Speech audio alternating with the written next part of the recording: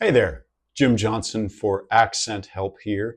And what I want to do is actually talk about a little bit of a trap that American accents create for actors who are trying to learn a variety of accents outside of the US.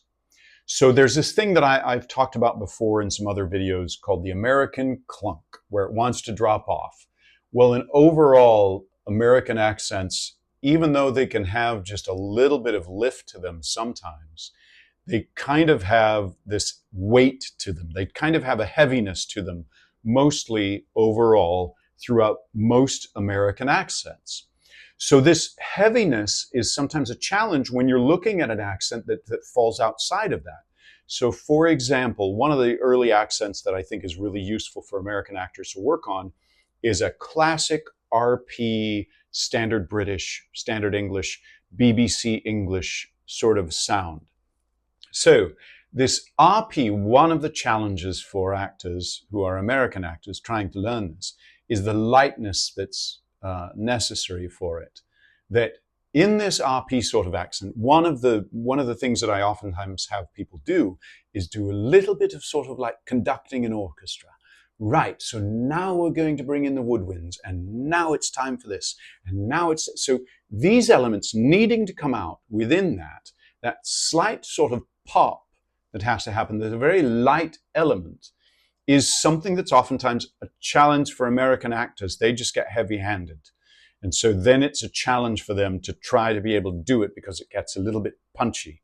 Like if you think about a stereotypical sort of New York, like Brooklyn-esque accent, it's kind of a heavy punching quality. So that heaviness to it is one of those things we oftentimes have to overcome.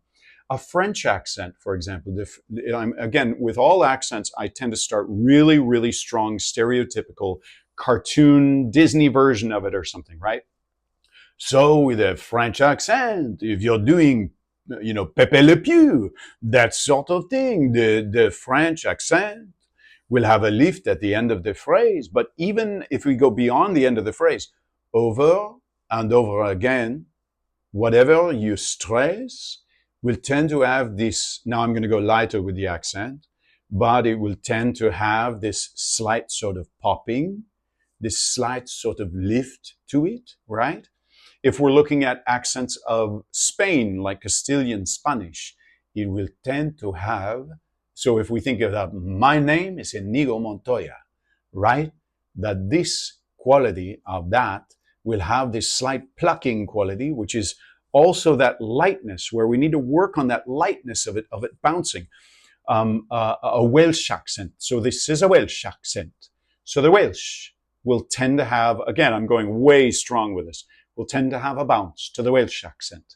The same thing will happen with Scandinavian. So the Scandinavian will tend to have that same, I'm thinking I'm from a little town of mostly Danes and Swedes, but from generations before. But Mr. Mon, one of our neighbors, he spoke almost all the way to this, right? So that sort of lightness that happens there, think about Pakistan, India, the South Asian accents, that same kind of bounce that will happen there. This same kind of thing is also, it does happen a little bit in the US. So like a North Carolina accent, and areas around that. This will happen in South Carolina and Georgia as well, that you'll have folks who, with that accent, that will have this slight sort of bounce and lift at the end of those. That's not uncommon. You'll get an even bigger version of that if you get to something like Appalachian, and this will carry over into the Ozarks as well.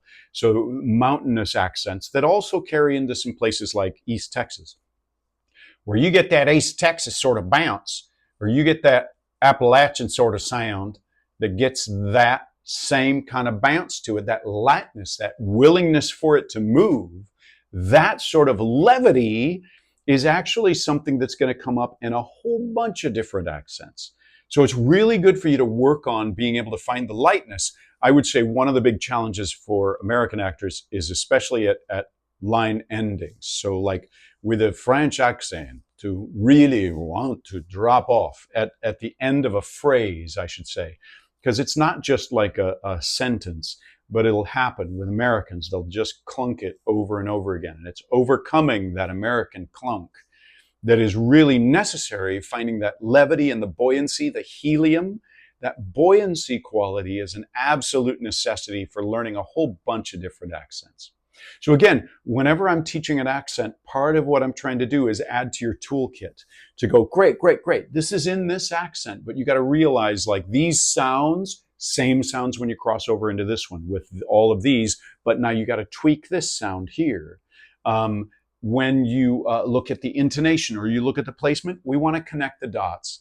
We want to put that element, that quality into your actor's toolkit so you can bring it back out when you're working on yet another accent. Or even just when you're calling that accent back up, you want to be able to go, what is that quality to it? And that's part of why you'll notice how much I'm speaking with my hands, and oftentimes I get my head going in that same way.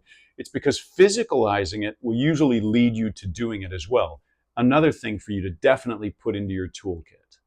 So if you're an actor who wants to learn accents, you can check out on accenthelp.com over 50 different sets of accent materials that'll guide you through learning specific accents, but can be the beginnings of putting more and more things into your toolkit that makes each subsequent accent a little bit easier to learn.